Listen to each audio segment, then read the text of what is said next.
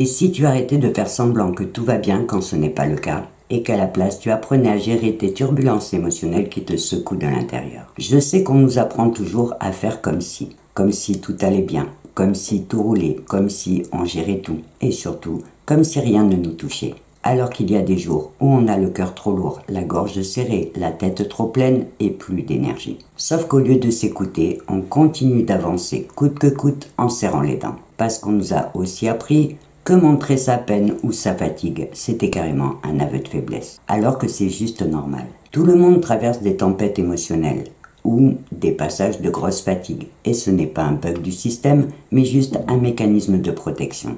Alors aujourd'hui, je ne vais pas te parler de pensée positive ou de reprendre le contrôle de ton mental, mais plutôt partager avec toi les 3 premiers gestes essentiels à faire quand tu vas mal. 3 gestes simples mais faciles et concrets qui t'aideront à relâcher la pression, à y voir un peu plus clair et surtout à vraiment prendre soin de toi. Alors je te préviens, le premier dont je vais te parler va sûrement te surprendre par sa simplicité. Peut-être même te faire lever les yeux au ciel et pourtant, c'est la chose la plus saine, la plus puissante et la plus urgente à faire quand tu vas mal. Et ce premier geste, c'est de pleurer. Et oui, juste pleurer. Mais pas juste verser une petite larme discrète en regardant par la fenêtre. Je te parle bien de pleurer vraiment. C'est-à-dire de laisser couler sans te retenir pour vider ce trop-plein. Je sais qu'on t'a sûrement appris que pleurer ça ne sert à rien et même que c'est un truc pour les faibles.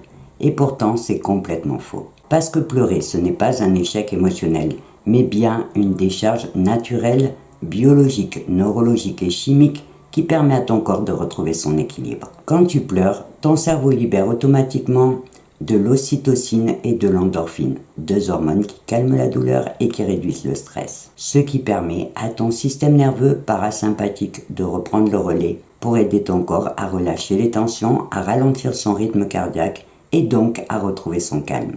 Pour faire simple, pleurer permet psychologiquement et physiologiquement de te détendre. Et c'est scientifiquement prouvé, notamment par les travaux du docteur William Frey, un neurochimiste américain qui a étudié la composition des larmes émotionnelles et qui s'est rendu compte qu'elles contenaient des traces d'hormones liées au stress, comme le cortisol, alors que les larmes réflexes, celles provoquées par le vent ou par l'épluchage d'un oignon, elles n'en contiennent pas. Ce qui veut dire que quand tu pleures, ton corps utilise tes larmes pour évacuer ton trop-plein émotionnel grâce à ce mécanisme d'autorégulation hyper intelligent.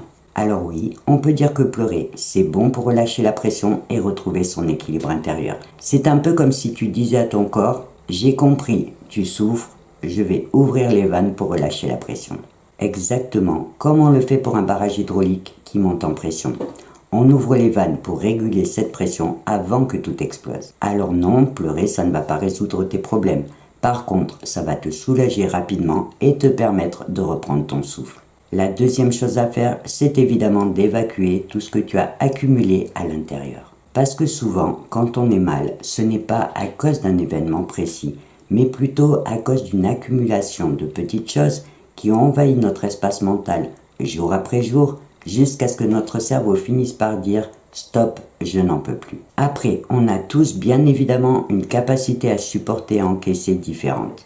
Mais on oublie souvent que pour notre propre bien-être, il vaut mieux qu'elle soit petite, justement pour éviter d'exploser trop fort. Après, quelle que soit notre capacité à encaisser, le principe est le même. Il faut juste vider son sac pour refaire de la place dans notre espace mental.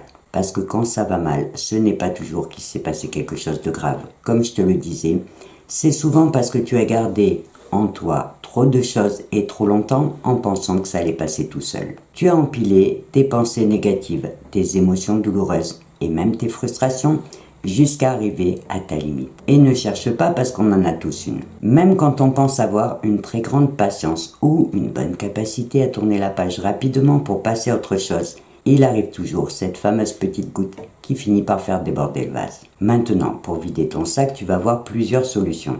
Personnellement, celle que je préfère, c'est celle de l'écriture. Pas besoin d'avoir des talents d'écrivain, ni de faire des phrases d'ailleurs. Il suffit de prendre un carnet ou une feuille et bien évidemment un stylo et de déverser tout ce que tu ressens en vrac. Ce qui t'épuise, ce qui t'énerve, ce qui t'inquiète, ce qui te fait carrément peur. Et tout ce que tu ne peux pas dire à haute voix, mais que tu n'as plus envie de garder dans ta tête. Tu peux voir l'écriture comme un défouloir qui va te permettre d'alléger ton esprit et de retrouver un peu de clarté mentale. Quand tu écris à la main, ton cerveau va activer des zones de régulation émotionnelle, notamment la partie de ton petit cerveau rationnel qui va te permettre de prendre du recul et de traiter tes émotions plutôt que d'en rester prisonnier. Et des études en psychologie cognitive ont même démontré qu'écrire librement sur ses émotions permettait de réduire l'anxiété, d'améliorer sa clarté mentale et de renforcer sa résilience. Mais si tu n'aimes pas écrire, tu peux bien sûr trouver d'autres façons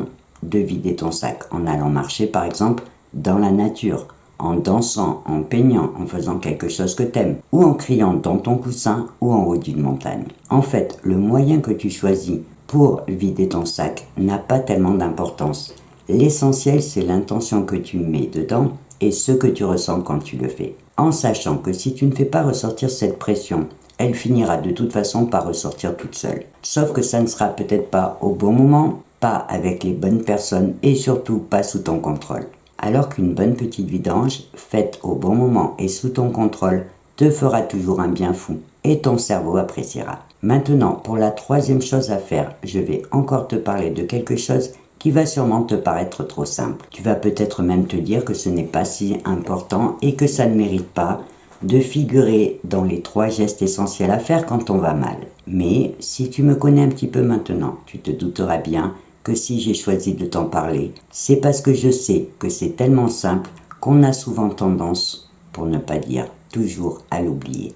Et oui, parce que la majorité du temps quand on va mal, le premier réflexe que l'on a, c'est d'être dur avec soi-même, de se critiquer, de se juger et même d'essayer de se secouer. Au lieu de faire ce que l'on fait spontanément avec un proche, faire preuve de compassion et de douceur. Ça peut paraître banal à dire et pourtant dans les faits, peu de personnes y pensent. On a toujours tendance à se dire qu'on n'est pas à la hauteur, qu'on devrait faire mieux ou être plus fort. On arrive même à se culpabiliser de ne pas être assez bien et de ne pas réussir à tenir le rythme. Et au lieu de s'apaiser ou de se rassurer, on finit par se rajouter une couche de violence intérieure qui nous enfonce un peu plus. Et si tu réalises bien, tu t'apercevras que tu n'as jamais besoin de personne pour te maintenir la tête sous l'eau. Tu le fais tout seul comme un grand. Bien sûr que ce n'est pas volontaire et que c'est même carrément inconscient. Alors que tout ce que tu as besoin dans ce genre de moment, ce n'est pas un discours intérieur de coach en performance, mais plutôt de t'offrir de la compréhension, de la compassion et de la douceur envers toi-même.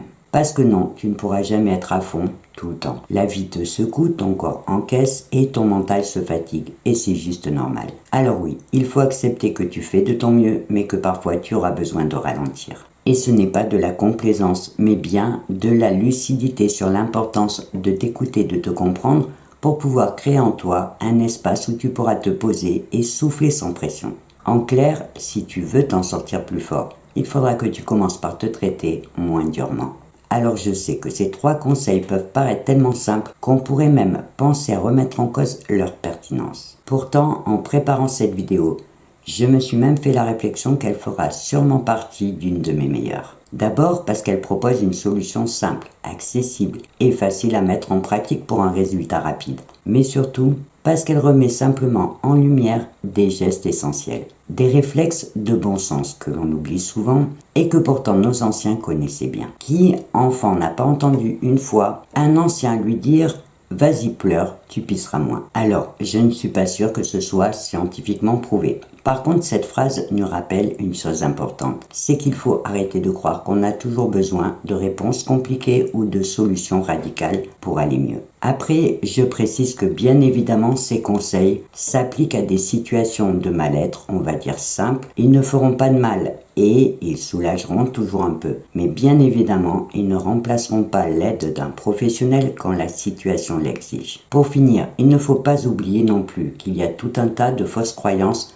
que l'on se traîne depuis notre enfance et qui compliquent souvent les choses. Comme celle encore très présente qui nous fait croire que les hommes ne doivent pas pleurer. Combien de petits garçons ont grandi et grandissent encore aujourd'hui avec cette idée qu'ils doivent ravaler leurs larmes, ne pas montrer leurs émotions et tenir bon pour être un homme fort. Et combien d'hommes adultes aujourd'hui en payent le prix à cause de leur incapacité à exprimer leurs émotions sans se culpabiliser et sans se sentir jugé. Alors, si vous êtes parent, je profite de cette petite vidéo pour vous glisser ce petit message. Oubliez cette horrible phrase que l'on dit souvent par réflexe à son enfant, ce n'est pas la peine de pleurer, ça ne sert à rien. Ou pire encore, arrête de pleurer, c'est rien. Et pas seulement parce que vous savez maintenant que c'est scientifiquement prouvé que c'est faux, mais surtout parce qu'il n'y a rien de plus apaisant et sécurisant pour un enfant de se sentir compris et consolé par ses parents. Sans compter qu'en réalité, s'écorcher un genou, ce n'est pas rien et ça fait mal. Et il suffit souvent juste d'une petite goutte de ça pique pas pour calmer tout ça. Et oui, 13 ans à travailler dans un centre de loisirs maternel avec des petits humains, ça ne s'oublie pas. Alors, j'espère qu'un de ces 3 conseils pourra te soulager si un jour tu en as besoin. Avant de te quitter, je te rappelle que si tu as des questions ou des réactions à partager, tu peux bien sûr le faire dans la partie commentaires sous cette vidéo et je me ferai un plaisir de te lire et de t'y répondre. Et si jamais tu as bien aimé cette vidéo, mais que tu n'as pas le temps ou pas l'envie d'écrire, tu peux juste mettre un petit pouce sous cette vidéo. Et en attendant de te retrouver dans ma prochaine vidéo où je te réserve une petite surprise pour fêter la 200e vidéo de cette chaîne, je te souhaite une belle journée ou une belle soirée.